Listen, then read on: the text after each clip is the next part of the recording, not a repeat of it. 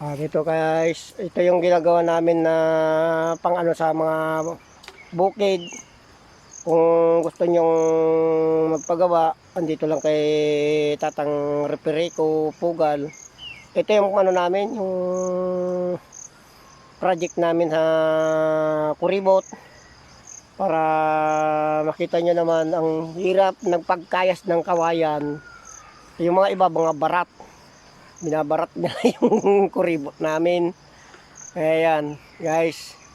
Kita nyo na ginagawa. Ang hirap talaga sa pagkayas pa lang. Ang hirap guys na gumawa ng kuribot.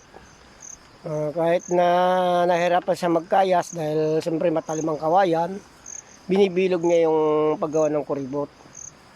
Sa hirap niya pagkakayas, para lang gumanda ang trabaho niya, binibilog niya guys. Kaya guys, idol, ito na ang kuribot namin na hinahangaan nilang ginagawa. Yan. Yan guys, thank you. I love you all. Thank you guys.